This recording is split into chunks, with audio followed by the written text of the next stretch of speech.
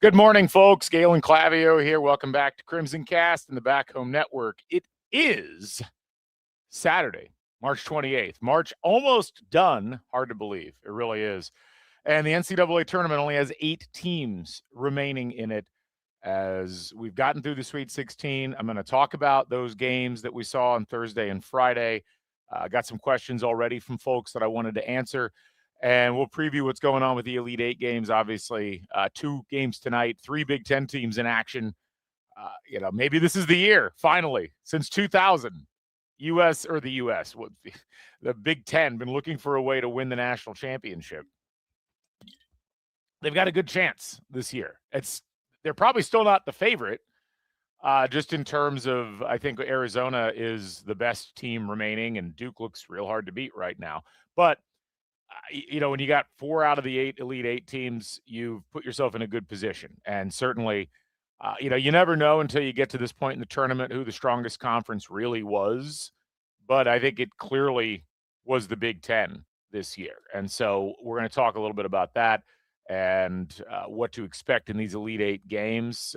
Good morning to Justin. Good morning to Ethan. Good morning to all you folks that are joining us in the chat. If you'd like to jump in, we're on X, we're on YouTube, we're on Facebook. You can just comment directly, and I should be able to see what you have to say, and we'll try to get you integrated into the show as we move forward here. First, before we get started, just a couple quick reminders. We are brought to you by Homefield Apparel, your place to go for the finest in college fashions, the softest fabrics, the coolest designs. Check out Homefield Tracks if you live in Bloomington or if you come to Bloomington regularly, and they do a great job of stocking IU apparel. This long sleeve gray t-shirt that I wear regularly on the show, that's a Homefield special, folks. So head down to Homefield at Tracks or go to homefieldapparel.com. Use the code HOME23 online and get 15% off your first order. Also, just a reminder, folks, we're brought to you by Posh Hotel Bloomington. And of course, if you want luxury accommodations in town, and why wouldn't you? Well, I would like that if I was here.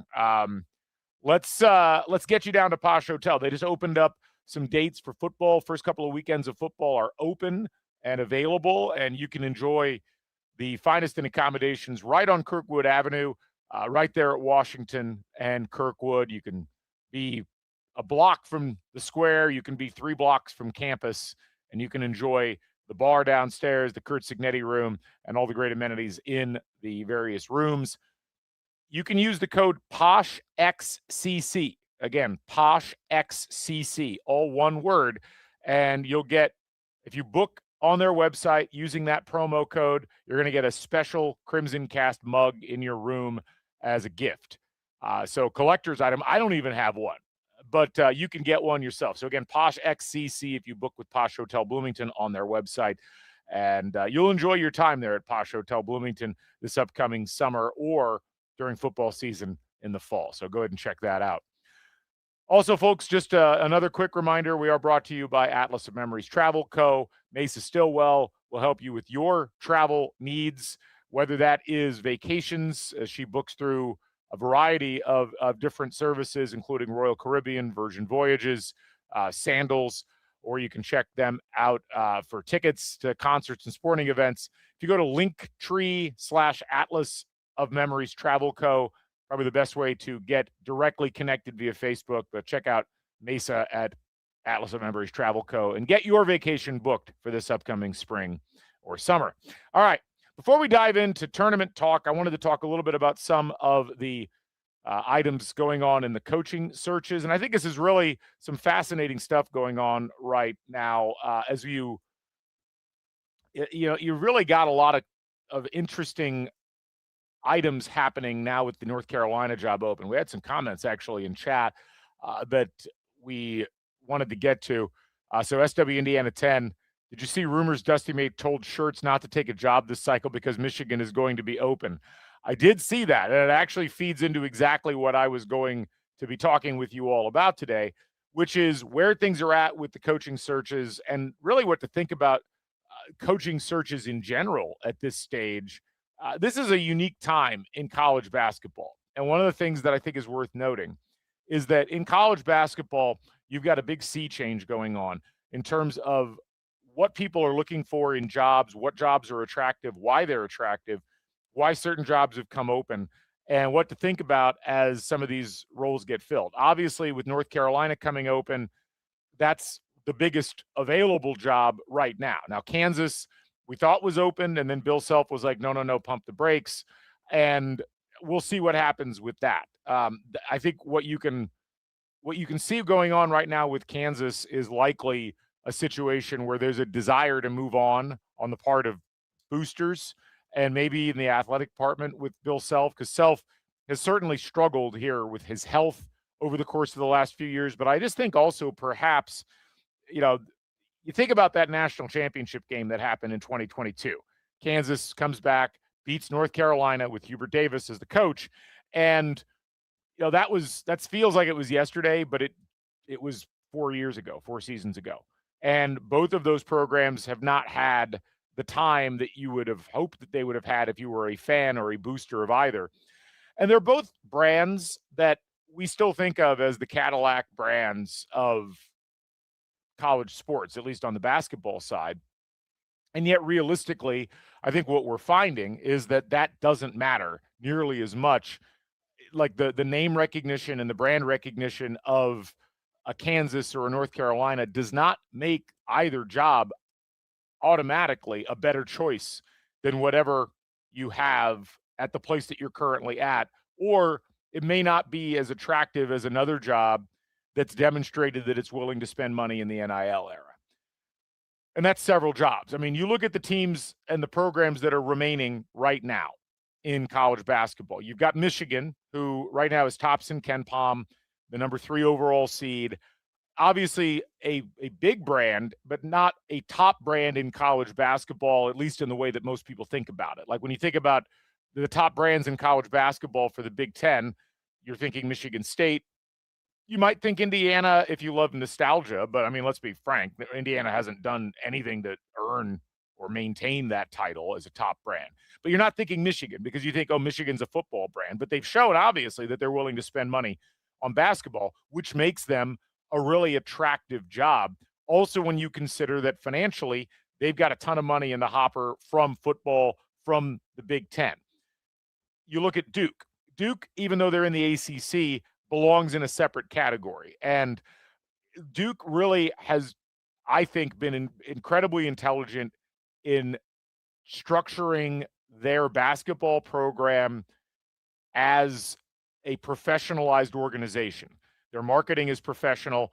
If you aren't tired of the Boozer twins commercials at this point, then you've either managed to mute every commercial or you're just very good at not getting, offended by things. But the fact that that exists is an indication of how well Duke has vertically aligned what they're doing in terms of their athletic department and their basketball program in particular. Like they market themselves like an NBA level general manager front office sort of structure. And that makes them very attractive despite being in the ACC where they're not getting the same sort of revenue stream. You look at Illinois, you look at Purdue, you look at Tennessee, I'll throw in there as well. And even Iowa, even though obviously Iowa is like the one interloper remaining in this Elite Eight, these are all programs that have a lot of money and have shown a willingness to spend money on basketball. Purdue, I think it's still yet to be seen how that model's going to work long-term in terms of trying to keep it with recruiting. But they're very lucky because Painter, over the last 5 years, has gotten a system that really seems to work for them in terms of what they bring in, what they're able to maintain through recruiting. And then they've been able to spotlight a couple of transfers here and there that have worked. But you look at North Carolina, and obviously the brand of North Carolina is still something that people talk about. And I don't know how younger generations look at North Carolina from a branding perspective, but I do know that if you're in Gen X or if you're a millennial, there's still a lot of cachet there. You've won national championships in the last 2 decades. You still get top recruits. But I think where North Carolina's struggles are is that they are not the premier brand in their rivalry group. It's Duke. Duke is way ahead of them in terms of the types of players that they bring in, their level of overall competitiveness, especially over these last 4 years. If you were concerned about John Shire as a guy who could win at this level, I think he's demonstrated now that he is as good of a coach in terms of being able to get out there and put his team in a position to win and dealing with a variety of different types of talented players. He's as good as anybody in the country right now. So North Carolina, while historically attractive, I don't know if it is any different than any of these other jobs that have existed in the top 20 to 25 programs in college basketball. And I think that that's a problem for North Carolina. If you look at what the big problem with North Carolina is in terms of how they would run a coaching search, like, first of all, the way that this Hubert Davis thing went down is a red flag if I'm a North Carolina fan, because what I see in that situation is where I couldn't make a decision decisively about my coach. We heard immediately after they lost that game to VCU that Hubert Davis was in trouble, and there had been some stuff percolating before. But it took, 5 days for there to be a final resolution to that, maybe 4. I forget if they lost on Thursday or on Friday. But anytime you have that kind of a situation where there's paralysis, like visible public paralysis around your job, you've got issues. And when you add to that all of the weirdness around the Belichick hire, where Bubba Cunningham, their athletic director, didn't make that hire, that hire seemed to come from the board of trustees, which is always a bad sign, as you might know. It points to an issue internally. Who's making the decisions? What direction are they going? They're supposed to have a new athletic director coming in to replace Bubba Cunningham, but that person doesn't start for another few months. It's not an end-all be-all that you have to, in this era, have an athletic director hire the head coach, because I do think that to some degree you've now moved into a different era where the athletic director is less the president of athletics and more the person that has to go out and get money, the GM. That's a different role. It doesn't have to be a situation where hiring the coach is the single most important thing you do. It's still important. And obviously there's alignment issues and there's directional issues with any of these major revenue programs where you would want to and need to have alignment between the coach and the athletic director. But this leads to a larger issue, which is how important is the coach in college basketball in a modern athletic department environment that's doing things the way that they need to be done to be positioned to win at the highest levels. St. John's hired Rick Pitino. That was an athletic department that was in the middle of nowhere.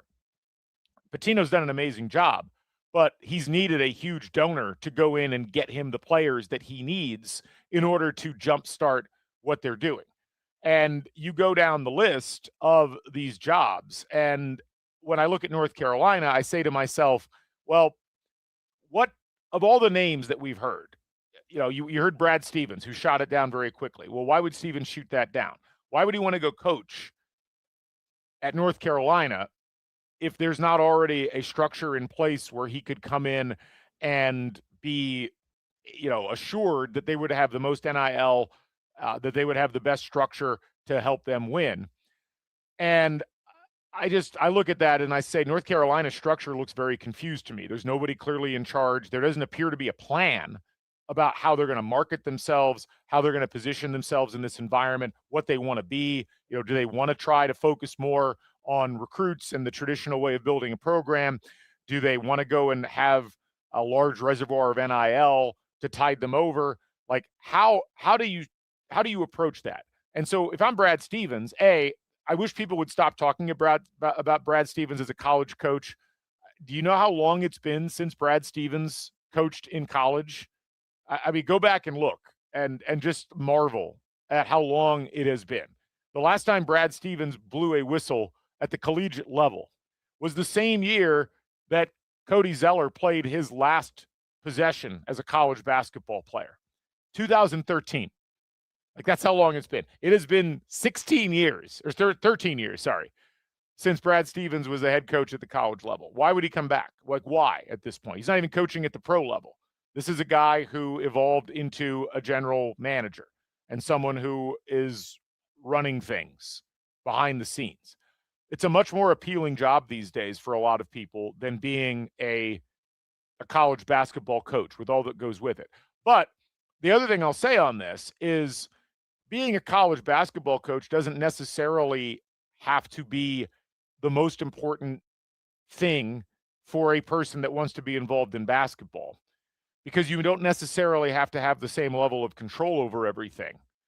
And, I think in the best cases, that's still the way it is. Like, one of the reasons that Indiana football under Curt Cignetti is so successful right now is that Cignetti has come in and he's become the GM on top of being the head coach. It's very difficult to do. There are not a lot of people with that skill set. So in most cases, what you want to do is perhaps think about the college head coach position. It doesn't necessarily have to be the all-in-one, the person that's doing everything. It might be that you start looking at the college basketball coaching position more like you would look at an NBA coach, where there are a very few that are elite that are game changers in terms of how they coach. But even those individuals are less important than your player personnel and scouting departments and the people that are going out and actually getting the players, because the roster is more important and the culture around how you build the roster is more important than whoever is coaching them. And this is where I look at a lot of these jobs. And like somebody asked, I want to find this. Where did this go? Reese Compton asked, are there coaches waiting for the Kentucky job to open? I can't see Pope working out long-term. I asked myself, can Pope win number 9? The answer is no, and that is the standard. And that's an interesting way of looking at it. Kentucky's an attractive job historically because they were willing to spend money on recruits when it was not legal. They clearly are willing to spend money on recruits when it's legal. So I think from that perspective, if you are a coach, it is attractive from that position because you want to go somewhere that has money. One of the things we've heard over and over again, and we've seen manifest in these coaching searches, is this idea of you're going to go where there are resources and you're going to avoid places where there aren't resources. Why is Jerry McNamara the head coach at Syracuse right now? Well, it's because Syracuse doesn't have the same level of available money for NIL that, say, Providence has. Who would have ever envisioned a scenario where Syracuse would have lost out on a coach to Providence? But that's exactly what appeared to happen in this cycle. South Florida, Brian Hodgson, the head coach there, got more. He's gone to Providence now. He got a better NIL setup from what I've heard behind the scenes than the Syracuse offer was going to provide him. I think that we heard this from several places. This isn't me breaking news. It might be news to some of you. Josh Schertz was getting ready to take the Syracuse job. St. Louis University was able to provide a counteroffer that kept him in St. Louis. Think of that. Syracuse, like a school that's been to multiple Final Fours, has won a national title in this century, essentially couldn't bring Josh Schertz from St. Louis in the Atlantic 10 because St. Louis was able to give him a more attractive structure from an NIL perspective. And so Kentucky, I think, is going to be able to provide that. And that's why that's always going to be a job that's intriguing to people. North Carolina is an interesting spot, though, because North Carolina probably cannot spend as much money as Duke can. North Carolina's got to spend a lot of money on football. That's not as big of an expectation at Duke. They don't, they care about both at North Carolina. They obviously care about basketball more, but the delta about how Duke cares about basketball and knows that it's going to be able to monetize versus where football's at is much greater. And so you're at a disadvantage. You don't have a professionalized athletic structure the way that Duke does. And for a lot of coaches that are out there, I just think North Carolina, if they look at it, they're going to be like, well, what can you provide me really from a financial perspective? So all these names that we've heard, the big names that are out there, TJ Otzelberger at Iowa State, who, it's tough because he's clearly doing a great job at Iowa State. I don't know exactly how that translates to another school. The fact his name keeps getting brought up is certainly an indication that people think he's a good coach. But he was like, nope, I don't want to go anywhere. I'm staying in Ames. That's kind of wild to think about. You look down the list at some of these other names, like Dan Hurley. Why would Dan Hurley leave UConn at this point for anywhere, given that UConn's basketball program is going to get the lion's share of their NIL money. They're going to have more money to spend on it because they have a football program, but they don't really have to spend money on it in any meaningful sense. Someone mentioned, where was it earlier here? Somebody mentioned Brad Underwood. And I want to make sure we had a lot of comments here. I appreciate all you folks chiming in here early on. But someone asked if Underwood, there we go, it was Reese again. Why is Brad Underwood not being considered for North Carolina? Would he move back to his home state of Kansas if and when the Jayhawk position opens? I mean, he could, but again, tell me, based upon the last 3 seasons, what is it that you can do at Kansas that you couldn't do at Illinois? Like, Illinois' got more money than Kansas at this point. And I don't think that the advantages that a Kansas or a North Carolina have had are going to be any real reason why somebody would say, I'm going to leave the Big Ten job that I currently have to go coach in the Big 12 or in the ACC, given the financial difference that exists between those 2 conferences. And that's probably going to get bigger as time goes by. And so that's really how I would look at this for a lot of folks. Is like the idea, as the comment from SW was earlier, the Power 2 theory is really going to be tested with UNC and Kansas, at least for basketball. Robert notes, want to bet neither UNC nor Kansas spent 20 years in the hinterlands. Here's the thing.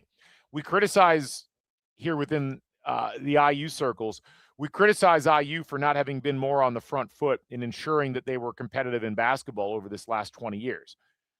I think UNC and Kansas are both going to be at a spot where if I'm a top coach, I'm going to say to myself, all right, I'd be willing to come there because of the brand, because of the history, because there's people that care about the programs. Where's the money? How much am I going to be guaranteed in a given year? How much will I be guaranteed to go up in that number if the number for the rosters goes up across the country? And look, just because Kentucky spent $22 million on a roster that couldn't make it out of the first weekend doesn't mean that Kentucky isn't an attractive job, because they've shown they're willing to spend that money. How much is UNC willing to spend? How much is Kansas willing to spend? And are you really going to be able to pull a Dusty May, who, by the way, I think is a real good chance Dusty May could end up going to the NBA. I mean, we keep hearing, as someone noted with Reese noted this, Dusty giving me Brad Stevens vibes, SW noting Dusty jumping to the NBA makes way more sense if he wins it all this year. I mean, his name keeps getting mentioned as somebody who is planning on going to the NBA at some point here soon. And if you're a Dusty May, it's like, well, if you win a national title at Michigan, you've essentially accomplished everything that you would have wanted to accomplish at the college level. Why wouldn't you jump to the NBA? And even if you don't, for a lot of these guys, the college game is still not an attractive enough game compared to what you can do at the NBA level in terms of pay, in terms of flexibility of schedule, in terms of the fact that you only are worrying about coaching.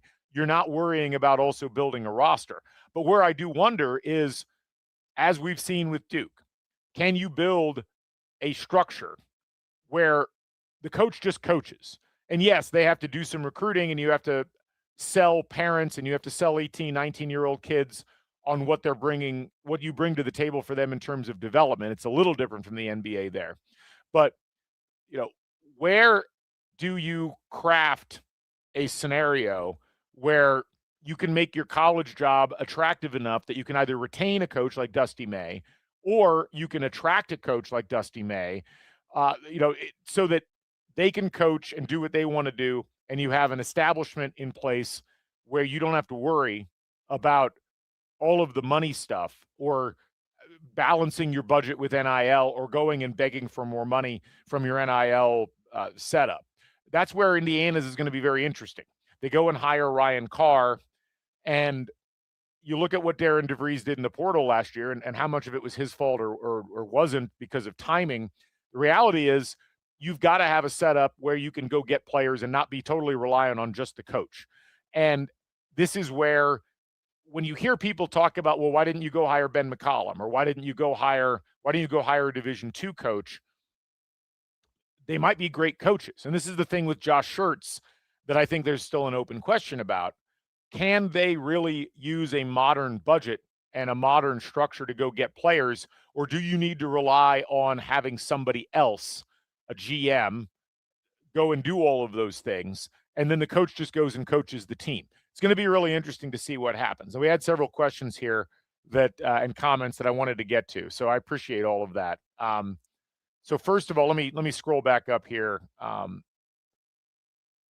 seen things saying Brad is exactly what Dusty would love career path-wise. You think about it, like, this is what, for Dusty May, how long has he been coaching? This is his 1, 2, 3, 4, 5, 6. This is his 8th season. And if you go back and look at what Brad Stevens did when he was at Butler, you go back and look at Brad Stevens. Brad Stevens only coached in college for 6 years. And it was a very successful 6 years, only missed the tournament once, never won fewer than 22 games in a season, but didn't make it out of the first weekend, the last 2 years that he coached, didn't even make the tournament in his second to last season. For a lot of guys, they would prefer to have this pathway where they coach at the college level. That gets them entry into the NBA. They're able to, at some point, to get some player personnel duties, and then that turns into them just being a player personnel person, kind of running things from a brain trust perspective. It's kind of like, you see this in music sometimes. Like, not everybody wants to be a rock and roll star for the rest of their lives. Like, the Bruce Springsteens are very abnormal.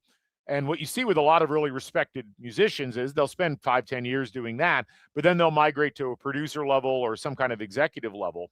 And that's a far more consistent and lucrative and less taxing profession than being out there actually having to write the hits and play the hits. So some things I think that are worth looking at. Underwood leveling up nationally threefold after this weekend. The thing with Brad Underwood that's really, I think, curious with him is this season is really, I think, fascinating because he has completely changed the style of play from a pace perspective. Like, the last 3 years that Brad Underwood has coached at Illinois, they lose in the first round in 23, they lose in the Elite Eight in 24, they lose in the second round in 25, but they were 58th, 66th, and 17th in pace. This year they're 285th. And they've gotten so good defensively compared to where they were 2 years ago, I think in part because of that. Like, there's some real under the hood changes that Underwood made, but so much of what has made them successful in the tournament this year and what made them successful in the Big Ten is they went all in on big guys. They went all in on guys from overseas who already knew how to play the game. And Underwood has started to reveal himself, I think, as someone, it's a 1-year sample size, so we don't want to get too far over our skis, but this is a guy who really understands the tenets of modern college basketball and what types of players you need. That would make him very attractive. But then, like, he's in the Elite Eight. He's on the doorstep of the Final Four at Illinois. You don't need to go anywhere. You've got a big budget. You're going to get supported. What is the allure of going to Kansas or going to North Carolina, where you may just simply not have that budget available, becomes a really interesting question. We're in an era where the governor could be the de facto AD like LSU. And that's always the concern with a place like North Carolina, where you don't deal with that at Michigan. You don't deal with that at Illinois. But at a place like North Carolina, again, where you've had the board of trustees appointed by the governor in many cases, stepping in and affecting the job, you don't really want that type of interference if you're a coach. Why leave a place like Illinois where they don't care that much? There's not going to be a lot of intervention from the governor's office about how your team is doing or how you're coaching or whatever. That ends up being a situation where it's like, well, I'd have to think twice about putting myself in that spot. Reese asked, North Carolina has hired from the family since the 50s. Do you see an opportunity for a family hire that actually puts them in a better position? No. I mean, they ran out the string there. And as Robert points out, I believe the UNC tree of Dean Smith is aged out. Are there any Roy Williams assistants with success? Not really. I mean, Mark Turgeon, maybe. I mean, it's not a group you want to necessarily be drawing off of. And look, this happens. And I think this idea of college basketball programs as hereditary sites where you can pass things down through the generations of your coaching tree, I always felt like that was a questionable enterprise to begin with. I think Syracuse is seeing why that doesn't work anymore. I think that Indiana has seen why that doesn't work. And you know, Kentucky is absolutely seeing why that doesn't work. And I actually, Steve noted this. Kentucky approached a lot of coaches who turned them down. Not sure where they go if they move on from Pope. They've got to move outside of that family, is what I would say. And that ultimately, like, you've got to stop thinking about we are a brand that has names already attached to it. And instead, you have to be thinking about your athletic department as a place where you go hire the best people.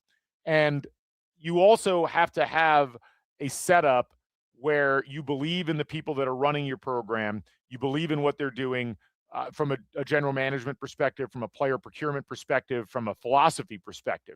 That has to be consistent.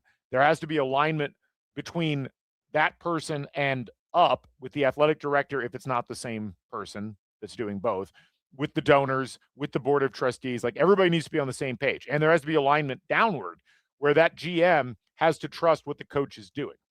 And that's where Indiana is going to be fascinating, because I don't think we know if there's alignment between Carr and DeVries. I've heard there is, and I'm sure that they're starting off with the best of intentions. What does that end up looking like as we move forward?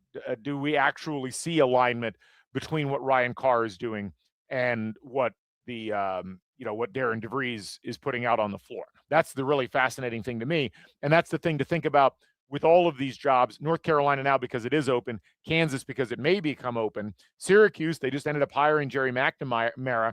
That was not their first choice, clearly. They tried to get Josh Schertz, they tried to get Hodgson, they probably tried to get some other people.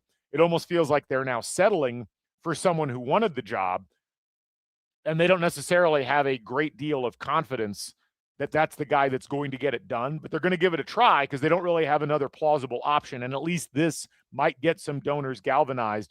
But so much of that job at Syracuse now is going to be, can I convince donors? And Syracuse doesn't have as many donors as you would think that they would have, given that they're a private school. Can we convince people to give us the money that we have to compete at the highest levels for resources? Reese asks, who do you think is the more position for future success in basketball, the SEC or the Big 12? Reason I ask is the history of the Big 12 and the lack of depth in the SEC has had all in the past. I mean, there's a culture thing here where financially it's the SEC, no question. And there are certain programs that I think do care about basketball in the SEC and are going to want to pour money into it. Kentucky is obviously one of them. Vanderbilt is one of them. Tennessee cares about basketball, not as much as they care about football, but they've made so many hires that are good hires in the last 25 years. This isn't the Tennessee of the 80s and 90s who look like they couldn't be bothered. I think Mizzou cares about basketball. Arkansas absolutely cares about basketball. So I think from that perspective, with that group of teams, they're in good shape compared to what the Big 12 is. And the Big 12's issue is just, where's the money going to come from? Now, if you're in Iowa State, you're going to put more money towards basketball because that's where your identity is at. But I just wonder, are you going to be able to cultivate the donors that you need to compete at the highest levels from an NIL perspective? And I think you've got more basketball-focused brands in the Big 12. I just don't know if you're going to have the donor bases needed to really keep those programs at the highest echelon. Like, the one top coach that I could see jumping to North Carolina and where there's been some smoke around it is Tommy Lloyd. Now, Tommy Lloyd is, the Arizona coach. He's a West Coast guy. He's, you look at his background. He was at Gonzaga for many years. He's been at Arizona now for 5 years. He's never made it past the Sweet 16 until this year, but he's built a great and maintained a great program after all the trouble that they had at the end of the Sean Miller era. Tommy Lloyd is coaching at a program at a school in Arizona that is in real trouble financially. I mean, if you have not followed Arizona's financial troubles, go read about that. It's nuts. I could see him looking at North Carolina and saying, well, maybe there's not the same level of investment yet at the very top programs, like there is at the very top programs, but it's a better situation long term than what Arizona is going to be. I could absolutely see that being a scenario. But again, if I'm Arizona, if I'm those boosters, I'm like, we got to hang on to Tommy Lloyd because this is a guy who clearly understands how modern roster composition is supposed to work and what we need to be doing in this era. Those guys don't grow on trees. So That's going to be a fascinating one to watch, but I wouldn't be shocked if Tommy Lloyd ended up taking the UNC job. I think that might be their best option out of the top coaches, because the rest of them, I just don't see a scenario where a Dusty May, a Dan Hurley, any of these other big names is going to be like, yeah, I'm going to go to North Carolina because of the brand. That's not what people are looking for. You can build your own brand somewhere else if you've got the money to do it. Whoever said Butch Vig, Tanis, thank you. That was exactly Quincy Jones 45 years ago. Another example of a guy that went producer as opposed to staying as an artist. Let's see. Robert notes with Butler, after Brad Stevens left and Butler left the Horizon League, they haven't made much noise. Butler's in a tough spot. Butler could not make the financial leap. They're one of these programs. It's like great basketball heritage, great lineage. They do not have the donor base to compete in the Big East. Like the Big East, like the core schools in the Big East, UConn, Villanova, there's St. John's in the mix now. There's just more money there than what Butler's ever going to have. But Butler is also handcuffed to that Big East thing. They can't afford to not be in the Big East to fund their athletic department. I just don't know where their money's going to come from in terms of keeping them in spots where they can compete in the Big East. Now, they're not that far off from the middle of the Big East, but you've got to have top four money in the Big East to really compete. And right now, that's UConn, Villanova, St. John's. I mean, Providence looks like they're trying to move into that mix, but Georgetown is in this situation. Xavier's in this situation. Butler's in this situation. Creighton's in this situation. Seton Hall's in this situation. They're not going to be able to punch up into that upper level. And that's got to be concerning if you're Butler.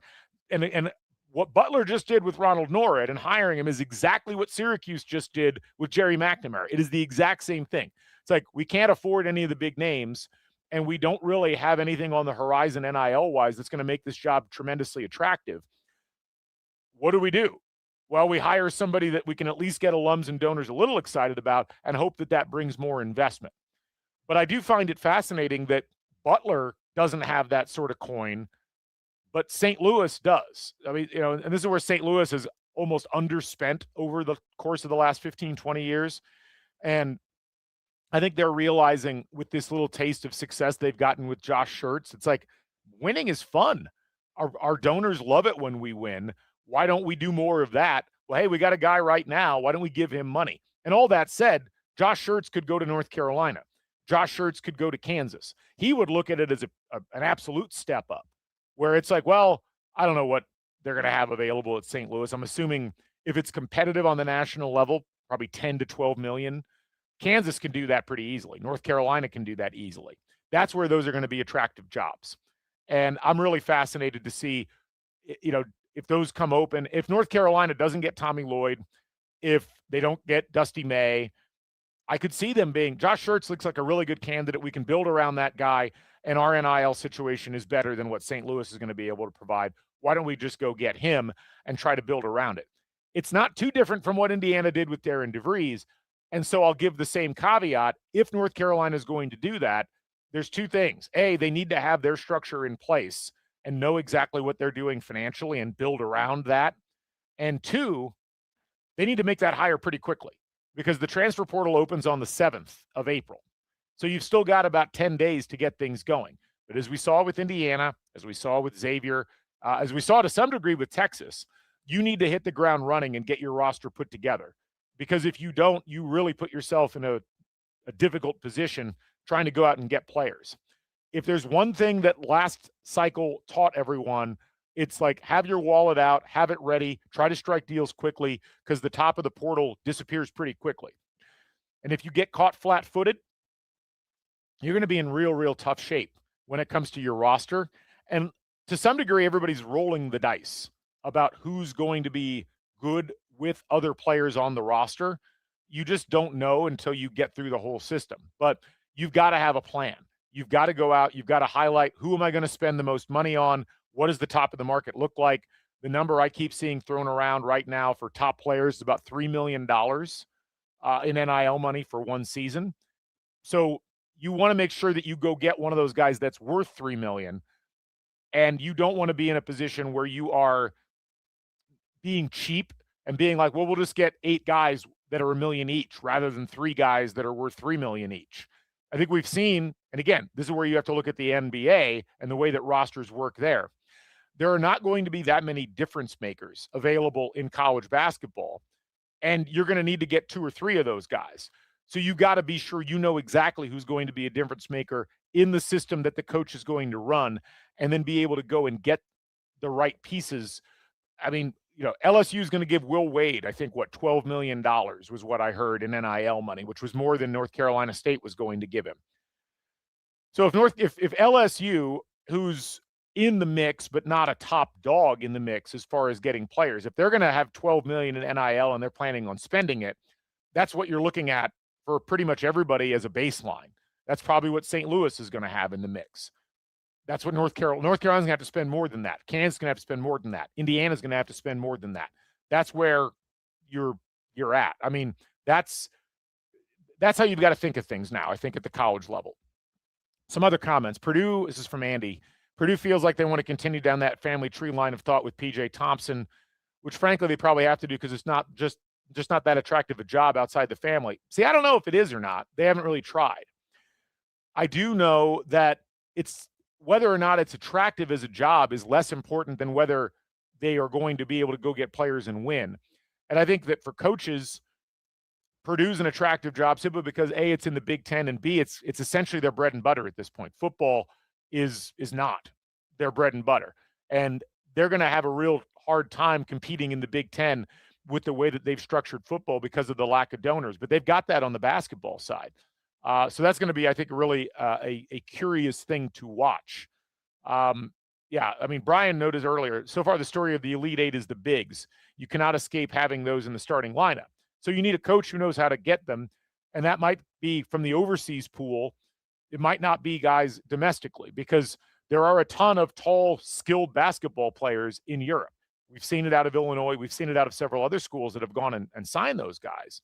And again, it's a failing of the American developmental system where big players are not that skilled in many cases in handling the basketball. There are some, but you've got more of them in Europe because learning those types of skills and developing those types of skills, regardless of your height, is just fundamental to so many of the academies in European basketball. And that's why you've got so many of these tall, effective players at the college level coming out of Serbia, coming out of Croatia, coming out of Germany, coming out of Spain. I mean, you look at what Virginia did this year. They had a Dutch player and another foreign player. I think he might have been French, but they all they were in the Spanish league. That guy everybody fell in love with for St. John's in the game yesterday, Ruben Prey. That's not a guy that played a ton of minutes this year. Everybody was like, why didn't that guy play at the end of the game? And then you look at the KenPom numbers for St. John's. That guy only played 27% of minutes this year. Like that game that he had against Duke, he went 4 for 4 from the 3-point line. That was the most threes he had taken since the second game of the year. And he had long stretches this season. He played 14 minutes in that game yesterday. He only had, I think, 3 games in all of Big East play where he played as many or more minutes than he played last night. So I think, yes, he had a hot hand, but that's not a guy St. John's relied on. It was almost like a fluke that he was playing as well as he was playing in that game yesterday. But my point, not to get off topic, is that's the kind of player. That guy is, I think, German, Portuguese, and was playing in the Spanish league. That's the types of players you've got to have connections on. You look at what the game is rotating and moving towards. It's height and it's mobility and it's the ability to, instead of necessarily being back to the basket, like who can attack, who can shoot. The thing about Illinois, the thing about Purdue, who's doing it with domestic players for the most part, is they are just threats to shoot from all over the place. Michigan does the same thing. And, that's going to be a consideration. But that's as much now. It's not just the coach. It's also, do you have a GM that can go out and get those players? Do you have assistant coaches that can grab those players and bring them in? Steve noted Lloyd was my preferred pick for the IU job. He knows how to recruit Europe as well. Fred asked, IU donors leading towards football or basketball now? I think there's more donations coming in for football, but there's plenty of money for basketball. And that money has been consistently there. It's a relatively small number of people that donate the money, but the money's there. It's less about that with IU, and I think it's more about having a coach and a GM that are getting the right players. One of the comments we've seen over and over again, and I think it's an accurate comment, is Indiana's teams, team after team after team, year after year after year, do not look like they are athletically competitive with the top teams in college basketball. And they have consistently gotten exposed, not just in the Big Ten by the Michigans and the Michigan States and the Purdues and the Illinois, but whenever they've stepped outside of the conference and are playing top competition from other conferences. That Auburn game in Alabama, the Arizona game in Vegas, the UConn game in New York, and I could keep going down the list, have been constant reminders of how far away IU feels like they are from competing at the top levels. And that is, you can hang a lot of that on the coaches historically, and I think you got to throw Darren DeVries in that mix now. He didn't field an athletically competitive squad this year. But now it's not just DeVries' problem or the head coach's problem. Now it's a recruitment problem programmatically that they've got to address. So what do they address? How do they address it? What direction do they end up going? I like the recruits, the freshmen that IU has coming in. I think that they are more in the physical and skill mold of what you need to be competitive in college basketball today. But they've got to add more, and they've got to have guys that aren't freshmen who are ready to contribute. Like the freshman Indiana has coming in, as good as they look, are guys that are going to take a couple of years to get physically up to speed. I'd be really surprised, pleasantly so, but I'd be really surprised if any of them were really ready to contribute at a high starting caliber level coming in to their time in Bloomington. And that is going to be really a challenge for Indiana because they're going to have to go find guys who can do that in the portal and then bring their freshmen along in a way where it doesn't put too much pressure on them to develop. Let's see. IU specific question. We've talked about NIL resources in the country. Where does IU fall in the Big Ten and nationally in terms of NIL? For basketball, look, I think the money's there. The money is there. I think if Indiana needs players and they need to spend money and they're willing to spend money, the money's going to be there. Where I think Indiana is going to struggle is trying to keep in their minds, where do they want to spend their money? Do they make the right decisions with the money? To me, that's the bigger problem for Indiana. I think in the Big Ten, there are certainly programs that just do not have the money. Rutgers is a team that does not have the money. Penn State's in that mix. I think Northwestern is probably in that mix to some degree. Minnesota is in that mix. But there are several programs that are willing to spend the money. I just think Indiana's got more of it at their disposal. They're swimming in more expensive waters. It's just they have to be able to go out and get the right guys. UCLA, I think, is actually a program like Mick Cronin isn't going in and publicly saying, I need X number more millions of dollars in his post-game press conference if he doesn't actually need that money. I think Indiana's in pretty good shape as far as the money that they've got. It's really a matter of how they're spending it. That's the bigger issue. Let's see. Steve notes, in Europe, they play soccer. In America, big dudes play football. That's why international bigs have exceptional footwork and skills. That's part of it. It's also just there's a much greater emphasis, and there always has been in Europe, painting with broad brushes here, about skill development over playing games. If you think about youth basketball in America, it really gravitates around playing a lot of games. It gravitates less around individual skill development because that requires a level of technical skill that a lot of coaches at the AAU level don't have, and that a lot of coaches at the high school level can't execute because they're not given enough practice time to get that into players. There's also, anecdotally speaking, in the U.S., there's a huge reliance on athleticism and a player's individual development of skills.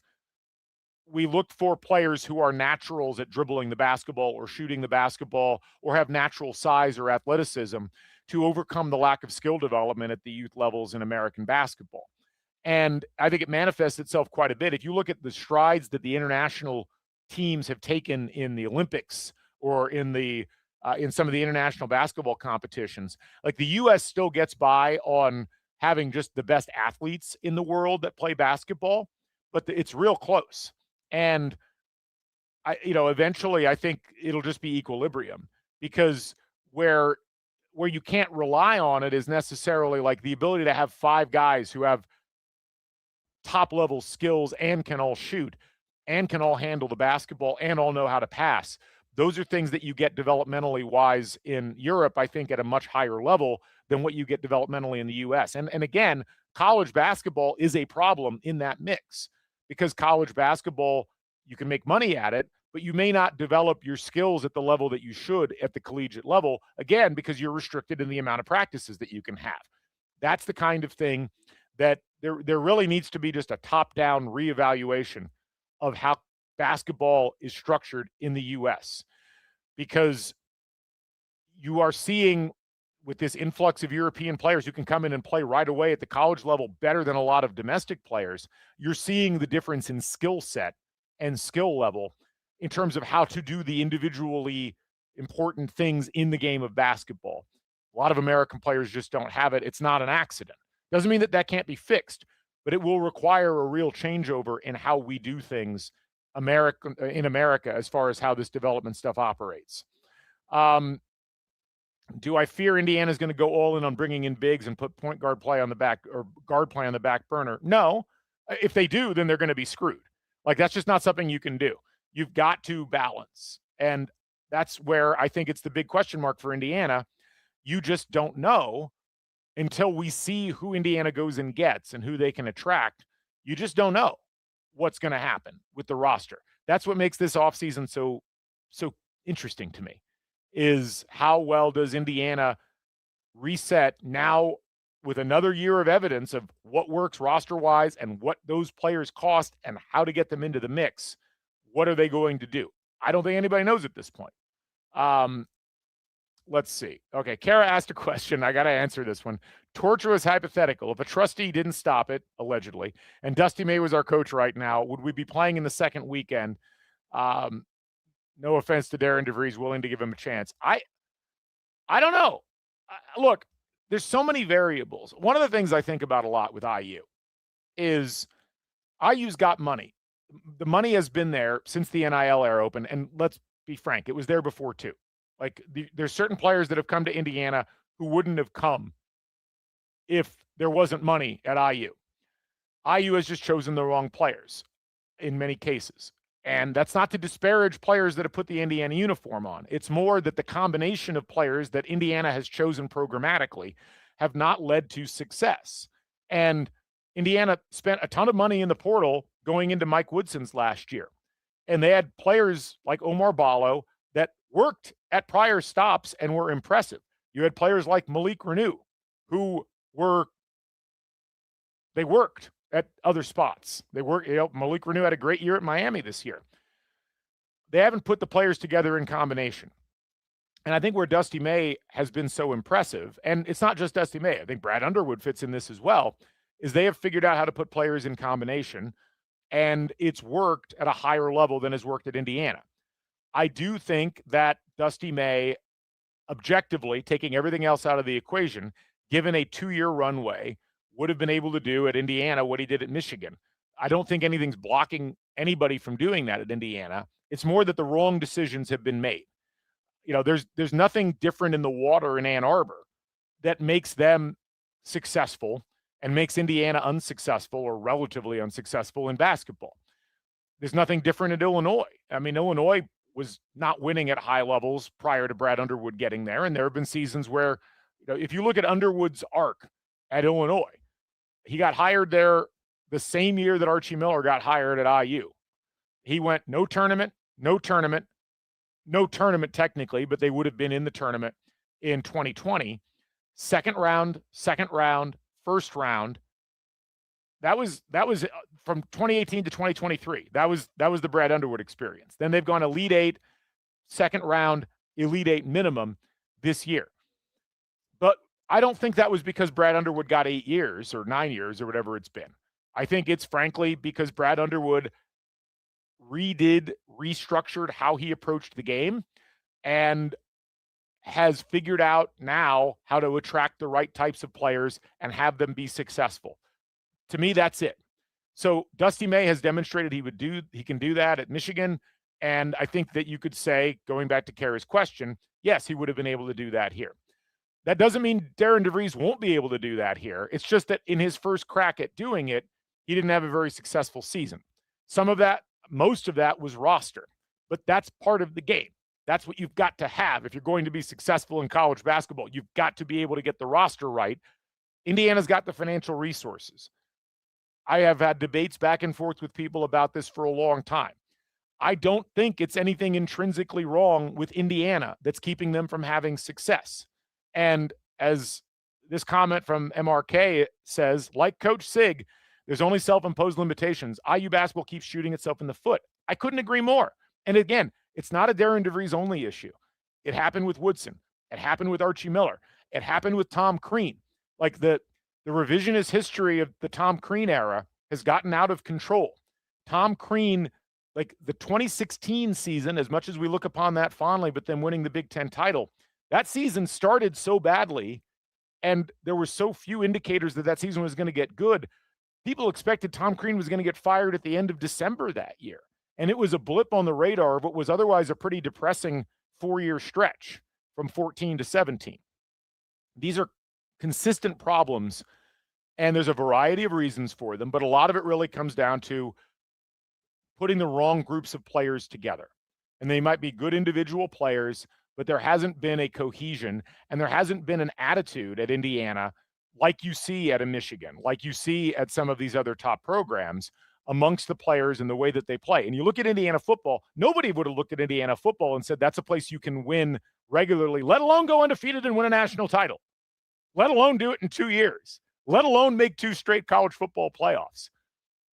You got to have the right people, and those people have got to be able quickly to put their culture in place. And in basketball, as hard as I still say this, I actually think it is harder to put the right roster together in basketball because of how many other programs are bidding for the same sorts of players, and because you, with portal guys, are rolling the dice at how they are going to fit together culturally. But again, there are coaches that are doing it, and my hope is Darren DeVries, after a rocky first year, now with a full assistant coach staff, now with a GM in place, with an understanding, hopefully now, of what it takes to win at this level, is going to be able to go out and pull the right pieces together and continue to build in recruiting so that you can continue to have that foundation, so that you're not having to go and get 5 starters in the portal or 4 starters in the portal. And certainly, most importantly, have to go get 3 impact guys in the portal, which is exactly what Indiana is going to have to do this year. So that would be what I would say on that. Great questions. I love all of this stuff, guys and gals. And my thought process on it is simple. There's nothing keeping Indiana from winning. And we, unfortunately, are not going to know until we get all the way into November and December what the roster that Darren DeVries and Ryan Carr and this assistant coaching staff have been able to build. I'm really very curious to see who they end up opting for and who ends up being willing to come to IU, because you are not going to be able to sell them on a successful proof of concept, because that didn't exist this year. You are essentially starting over again, and you're looking at, unfortunately for IU, because of the lack of success, what looks from the outside like a pretty toxic environment among the fans. And again, not blaming the fans for being angry with the way that this year transpired, and especially the way the last month of the season transpired. It doesn't help with the attractiveness of your program to players. And that's got to be something you're only going to be able to fix that with success. But that is something that you're going to have to keep an eye on, because if you've got, it's not just about spending money. It's about, now, do I want to play for this coach, and do I want to play for that organization? So this, like, you've got this guy from Providence, Vax is his last name, Stephen Vax. He's a really intriguing player. He's been talked about a lot behind the scenes at several different schools, including Indiana, as a player people are interested in. He is from Estonia. He had a really nice first year. He shoots the ball pretty well. He's a pretty efficient scorer. It's been talked about that guy's going to cost about $3 million. But he's going to have a bunch of offers at $3 million. I wouldn't be shocked if North Carolina offered him $3 million. Indiana offered him $3 million. Louisville offered him $3 million. Several other programs. So what makes that player want to come to Indiana? You have to be sold on your development, and you have to be sold on what the coach can do to help you. You're also going to have to be sold on the idea that that's a place that you want to play. That's where Indiana may need to lean into players that have some kind of connection to the state. So we've heard Jalen Harrelson's name mentioned a lot. The Notre Dame player who was recruited by Indiana, was offered by Indiana a couple of times, apparently, and a guy who is exactly in the mold of what you would like on the roster if you were Indiana. And it sounds to a large degree like the Micah Shrewsbury experiment is not working there. And Jalen Harrelson he was a high usage player. That's a guy that needs development, but that's a guy who's got a pro future if he can continue to develop. He's 6'7". He was already in the top 300 in the country in assist rate. Like, that's the type of player you would like to see in an Indiana uniform. You might have a better chance with that type of a player than you would have with a player with a similar statistical profile who's not from the state of Indiana, being willing to sign with Indiana, given everything that's gone on with the Indiana basketball program over the course of the last 5 years in terms of the vibe around it. It's not ideal. But if you can get a player like that to sign, if you can get a Jalen Harrelson to say, yes, I want to go to Indiana, they're making me a priority, I can see how I'm going to be a centerpiece there, that can bring other people to the mix who will be like, you have that piece, I would like to go play with that guy. And I think that's going to have to be how it is for IU as they move in to this era where they're starting from scratch again, and they have to have players who can make up a core of impact players that can attract other players and other recruits. That's got to be how it's going to be. And that's ultimately, like Robert notes, that's what IU needs, attitude. Hard to get that when your coach reminds one of the church parking lot attendants. See, I think that's wrong. And I do think that to some degree, if you look around the country, there's a lot of different ways to go about it. And I think DeVries has plenty of whatever fire you're looking for. I know some of you disagree with that, but like if that was the only thing, then I don't think you'd see Ryan Odom being that successful in his first year. I don't think you'd see Mark Byington being that successful. I don't think TJ Otzelberger would be that successful. I don't think that you have to be a nut job. If that was the qualification, then Pat Kelsey would be pulling in recruits from all over the country. He doesn't have any high school recruits signed at all right now. And like that. So I think there's more to it than that. I really do. But I do think that culture is really important. Like Dusty May does not seem particularly evocative on the sidelines, but his teams play hard. And I think that was the biggest disappointment about IU this year, was that they didn't have that. It didn't really come across in any meaningful way at any point, really, after the first month of the season. That's what's got to change. There has to be a core culture. And I agree with Robert on that front. That is what's been missing from Indiana for a while. And it was the same. It was missing in the Woodson era. It was missing in the Archie Miller era. And it was missing really for the last part of the Tom Crean era, with the exception of that 2016 season. So that's got to be part of the issue. Andy notes, in my opinion, I think this is back to the recruitment thing. It's where Carr can make a difference, really lean into his NBA background and what it takes for said player to make it to where they want to be professionally. Yes, but you've got to have the developmental piece that you can illustrate. I think that's where Duke continues to do well.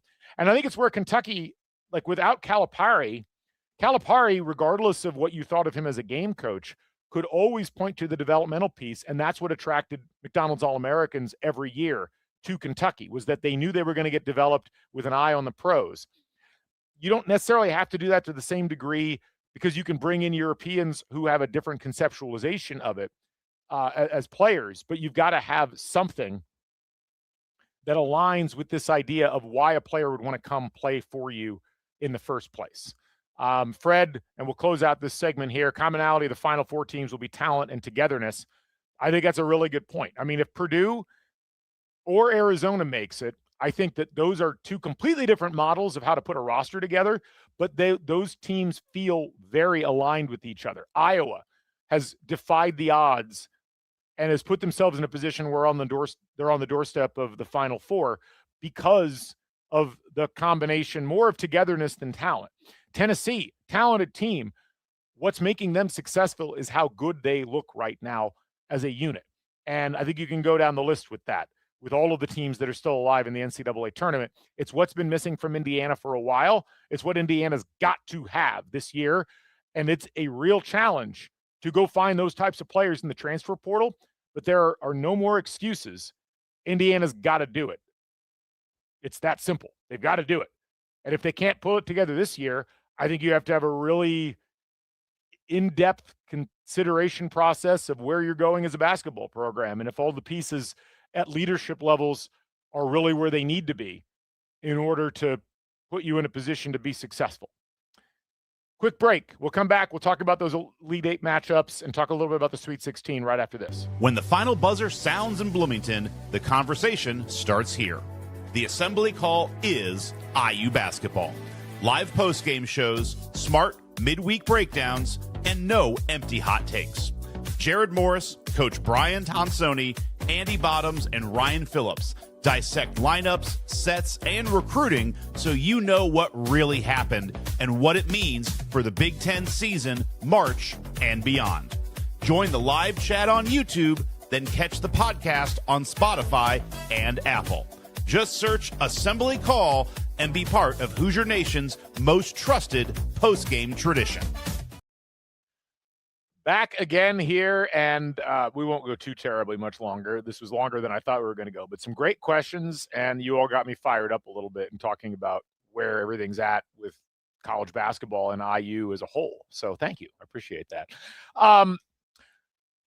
Looking at these Elite Eight matchups, but first looking back at the Sweet 16 and just kind of quickly going through each of these games and thinking about what we witnessed and what it said. So first of all, biggest surprise for me was Illinois beating Houston as soundly as they did. And, you know, it's interesting because Steve texted me yesterday and was asking about the nature of the way that we think of Kelvin Sampson. We've heard a lot about Sampson, and gosh, if he had been at IU would have won multiple national titles. But you know, Steve had the following comment yesterday that I wanted to read. The more I watch Houston in the tournament, the less I'm convinced Sampson would have won a title at IU. I think we would have won several Big Ten titles, Big Ten tournaments, maybe appeared in 3 to 4 Final Fours. I'm not convinced he would have won a title. His offenses go stagnant. His style is good enough to make deep tournament runs on a regular basis, but not yet enough to win the title. The defense is self-evidently elite, but their KenPom numbers on offense are deceiving. I think this is an interesting thought process because if you look at what Sampson has done at Houston, I think you almost have to realize that they've only been in the Big 12. This is only their third year in the Big 12. Like they were doing what they did. They got to their first Final Four and probably got, I'm not going to say cheated out of a second Final Four, no pun intended. But you know, they would have at least been a top 8 seed in the COVID year. They made it to the Final Four in 2021, and they, you know, since then they've gone Sweet 16, second place, and they've done all of that. And their KenPom numbers demonstrate like they've been a top 20 offense every year now since 2021. And really, if you go back to 2019, their offensive numbers in KenPom have been 19, 22, 7, 10, 11, 19, 12, and now 15 this year. What's interesting about them is like, why are they so good offensively according to KenPom, but why does that not show up necessarily in the tournament? And I would say it's less about Sampson and more about what they've had at their disposal in recruiting. They had to become a tough as nails defensive team with a lot of athletes in the American because that was the caliber of player that was available to them. And I think the fact that they almost won the national title last year indicates that there's not necessarily a problem with Sampson's coaching. I think it's more that they had a problem with the available talent to them when they were in the American, and they still haven't fully transitioned over to recruiting at the highest levels in the Big 12 because everything's changed with the portal. So that's really shifted a bunch of things. You know, I think with Sampson, his teams shoot the ball pretty well from, from the, like in terms of like when you look at the way that their effective field goal percentage has gone, his teams at Oklahoma were really good shooting teams, and he was recruiting at a higher level there. His teams have not shot the ball well at Houston. And even this year, like their effective field goal percentage is 150th. What makes them elite offensively is they grab a ton of offensive rebounds and they don't turn the ball over offensively. But that tends to break down in the NCAA tournament when you start to run into games where other teams can rebound as well as you can. And this is really what hurt them against Illinois is, this is an Illinois, or this is a Houston team that's used to cleaning up on the offensive glass, and yet they got out-rebounded on the offensive glass by Illinois. Illinois had a 34% offensive rebounding percentage in their game against Houston. Houston was at 26%.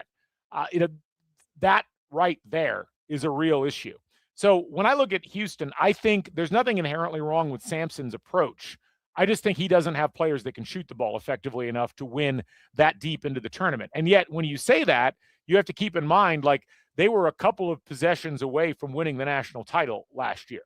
Houston, as late as the 1 minute and 10-second mark of the national championship game last year, was still at about a 75% win probability. They just blew the end of the game, but in that game, it reared its head a little bit where neither team really shot the ball great in that game, but Florida shot it better. Florida was 6 of 24 from three. Houston was 6 of 25 from three. Houston lived on the offensive glass, but they only shot 41% from two in that game. Like, that's why they lost. And again, you have to have top-level shot makers in order to win championships. And I just don't think Sampson's recruited that, and he's running out of time. He's already in his 70s. But I do think being at Indiana, he would have been fine. I think he would have recruited those types of players if he had lasted that long. I still don't think it was a good cultural alignment, which is why, to me, it's a hypothetical that we never can really take to its fullest extent. But I think he would have won a title at IU if he'd stuck around long enough, because if you pair what you can do recruiting-wise at Indiana with the defenses that he's been able to field, I think that would have worked eventually, at least for one, maybe more than that.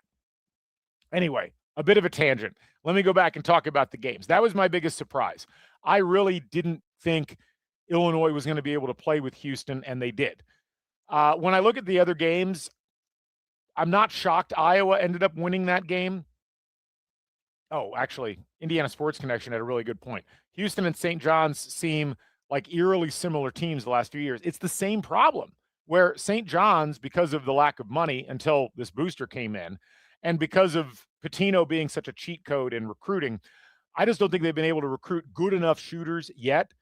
They can recruit great defensive players, and Pitino and Sampson are elite at taking athletes and turning them into basketball players, and that tends to come across in defense and rebounding. It's just shot making, as we know, is a different skill set and does not always align with being a great athlete or being a great defensive player. It's the rarest basketball players are the ones that can do all of those things. And even the best coaches can't always get those guys to come play because they want to go to the Dukes and the North Carolinas and the Kansases and the Kentuckys where the pedigree is already there. Whereas with Houston and St. John's, you're building out of nothing. That becomes a real problem. Anyway, looking at the rest of the games, I wasn't shocked Nebraska lost to Iowa. I'm really impressed with what Ben McCollum's been able to do. I don't see them beating Illinois. I'll talk about that here in a second, but I wouldn't be shocked if they did. Arizona beating Arkansas was not surprising. I think Calipari's done a really good job getting that Arkansas team pointed in the right direction, and that was a team that had a guy in Darius Acuff that's just been really impressive. And what I thought there was, well, if there's a problem potentially for Arizona or anybody, it's like, do you run into a player that's just having the tournament of his life and is able to compensate for his play, for his team's lack of completeness? Darius Acuff scored 28 points in that game, was 7 for 14 from the field, did everything you would have needed to do, and yet Arizona couldn't be stopped. They were so good offensively. Like, Arkansas had a good game, They scored 1.1 points per possession in that game. They shot 62% from 2. Arizona scored 1.36 points per possession, shot 64% from 2. You're just not winning if you're playing Arizona and they're playing that well. And so, Arizona, Braden Burries, a freshman who's having a great year. They're relying on 3 freshmen between him, Karchenkov, and Koa Pete, but they've got such a great cast that they go 7 deep. All 7 of their guys can score more than a point per possession, and they can defend well enough that they're just very difficult to play against. And then Purdue, they played down to Texas. Braden Smith continues to demonstrate that against elite defensive competition, he's not that good, but he's good enough. And the fact that they're able to rely so much on Trey Kaufman-Renn, the fact that nobody's figured out that you've just got to stick a guy on Fletcher Lawyer and not let him shoot from 3. Purdue's beatable, and Texas almost beat them. And look, Texas is more talented than what their record showed, but they should have been able to figure out how to win that game down the stretch, and they didn't. And the officiating has assisted Purdue. Purdue's really good offensively, and I think that Matt Painter deserves a ton of credit for having a system that works well. And the fact that game against Texas, they basically got no contributions out of anybody other than their starting 5. They got 2 points out of Jakari Harris and 2 points out of Mayer, and that was it. And, everything came out of Kaufman-Renn, Cox, Lawyer, Clough, and Smith. I don't know if they're going to be able to do that against Arizona. We'll talk about that in a second. Looking at the games that happened last night. So, Duke St. John's, when I look at Duke, I'm just surprised they're not better than they're looking right now. This is 3 games in a row, Siena and then TCU and then the St. John's game, where they were bothered in some way, shape, or form, and they had to overcome it. And they were able to overcome it to their credit. And, I think Isaiah Evans he had a great game last night. Just was frightening every time he touched the ball. Cameron Boozer made some good plays down the stretch, but Caden Boozer did not have a great game, and they just didn't get a lot of contributions. Sarr only scores 2 points. They only get 6 points out of Malik Brown. Caleb Foster was huge for them off the bench off a broken foot. If they don't get that, they probably lose that game. But the fact they let St. John's, who was not an elite scoring team, the fact they let them score 1.17 points per possession, I'd be concerned if I was Duke, having to go up in their next game against UConn, because UConn will absolutely defend the hell out of them and will take advantage of the defensive mismatches that they're able to generate. I had my questions about UConn. I actually picked Michigan State in that game. UConn started off really hot, and then they let Michigan State back into it. They're not going to be able to do that against Duke.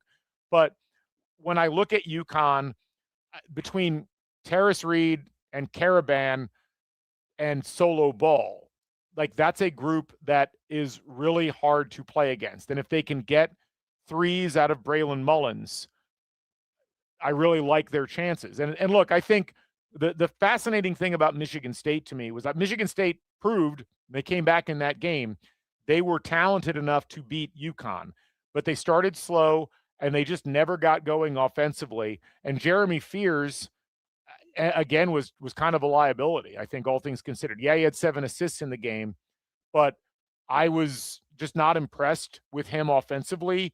He ended up with his offensive rating in that game was 0.83, and it was a mixed bag out of Fears. And I just don't think you can have that out of your point guard.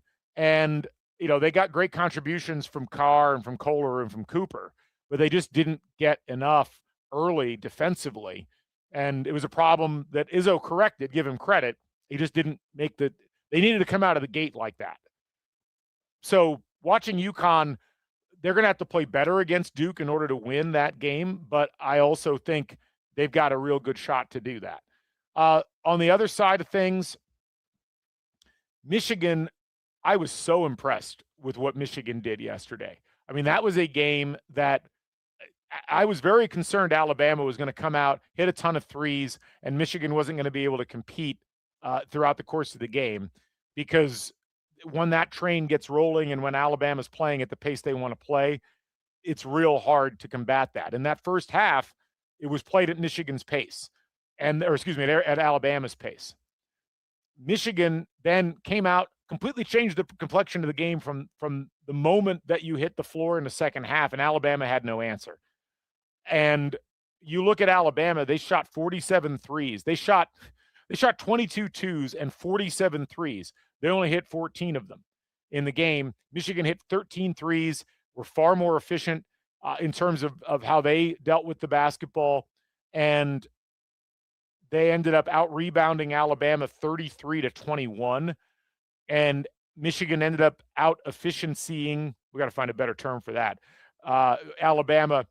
Michigan scored 1.27 points per possession, and Alabama scored 1.08.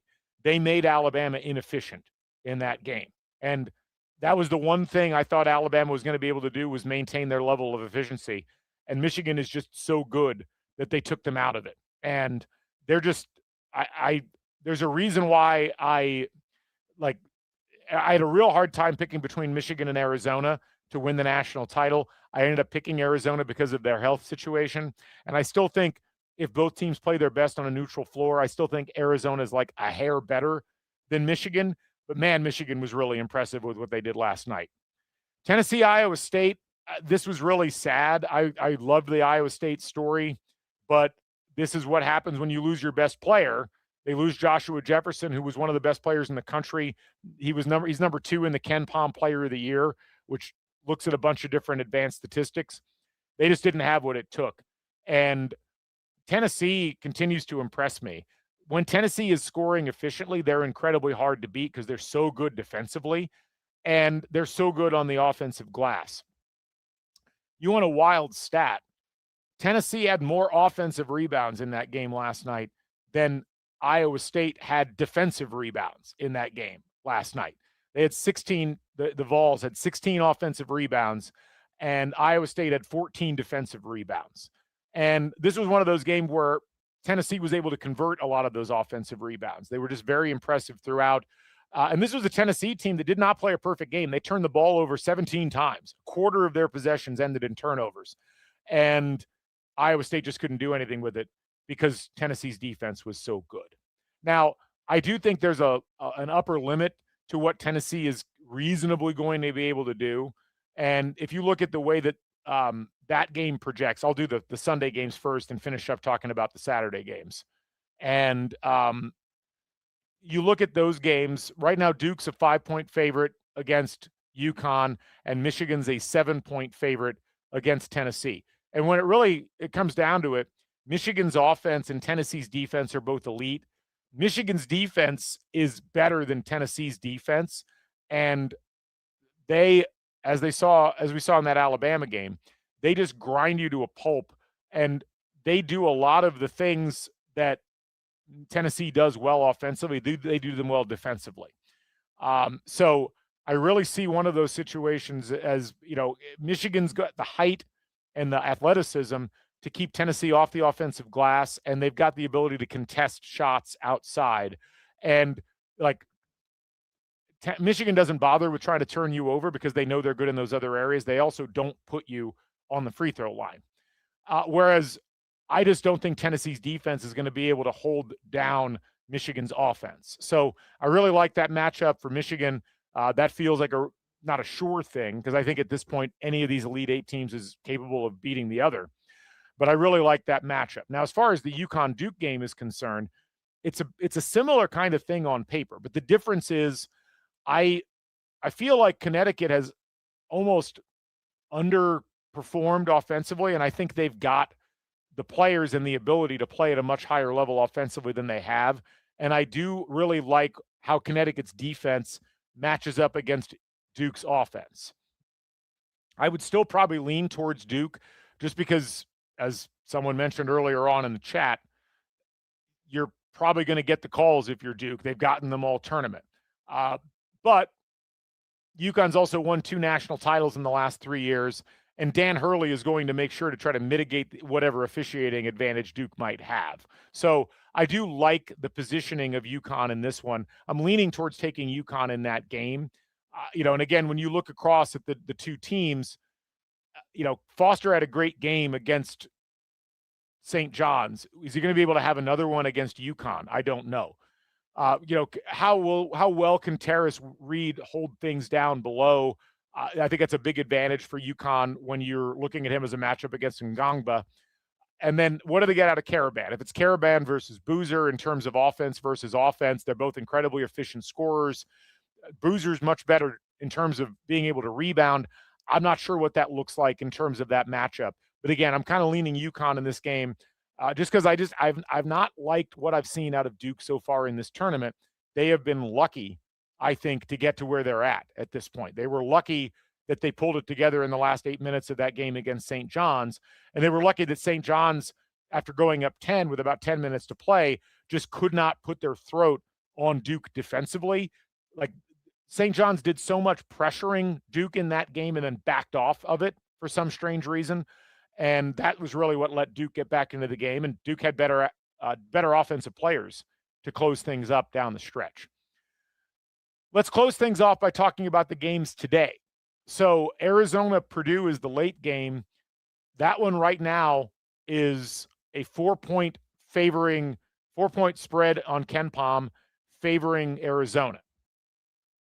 Elite offense in Purdue, elite defense in Arizona, elite offense in Arizona, average defense for Purdue. This is the big thing to me. I think it's going to be a high-scoring game. I think it's going to be a game where both teams hit a ton of shots, but I just have a hard time seeing Purdue's defense being able to hold up against Arizona's offense. And I think Arizona's defense is the exact blend of athleticism and size that Purdue will struggle with. And they haven't seen – the only team they've seen really like this is Michigan. And I just – it feels like a bad matchup for Purdue. And you go and you look at what happened. They lost by 9 at home to Michigan this season. And they did beat Michigan in the Big Ten championship game, yes. I still have a hard time. I think when you're talking about an NCAA tournament game, I just see this being a matchup that Arizona is going to be able to take greater advantage of. And I wonder, again, how Braden Smith is going to be able to fare in this game going up against the array of athletes that Arizona's got. Purdue absolutely can win this game. I mean, you don't have the 11th best three-point shooting percentage in the country and the 18th best two-point shooting percentage in the country and not have a shot at winning this game. But I just think that Arizona is really good at making it hard to hit shots.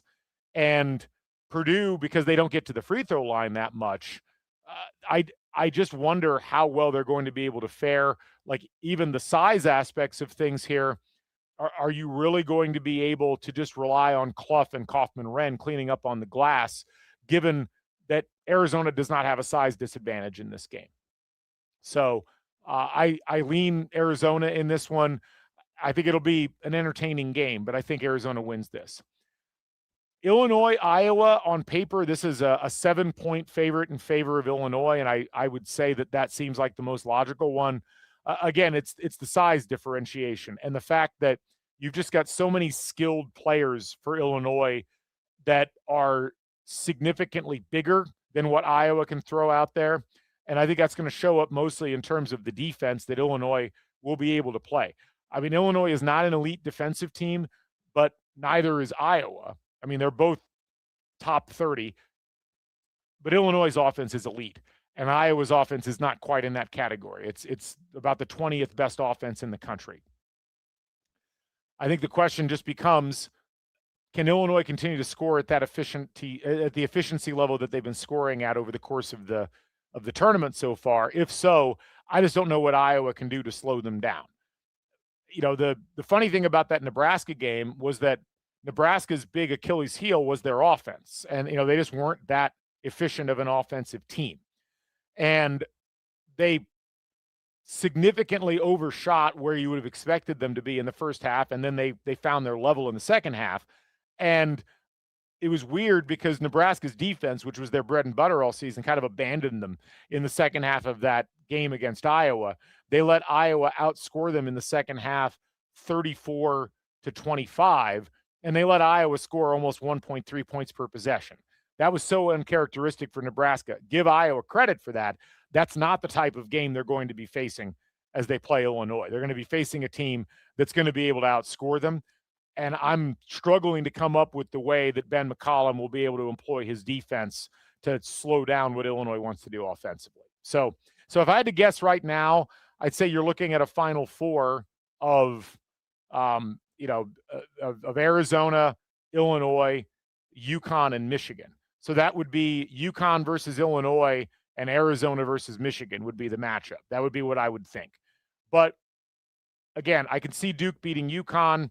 I could certainly see Purdue beating Arizona.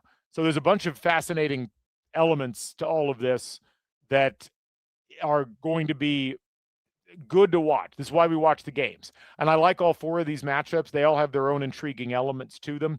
To me, the most tightly contested ones are going to be Purdue, Arizona, and UConn versus Duke. I could see either of those guys going either way. So anyway, we've gone an hour and a half, and I got to go do some other stuff today. But it was great talking with all of you. I really appreciate those of you who tuned in live, and hopefully you got a chance to listen to this before the game started here on Saturday.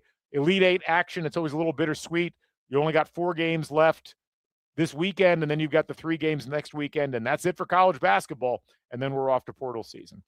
For the whole Back Home Network, I'm Galen Clavio saying thanks for joining us here. Catch you folks on the flip side. So long, everybody.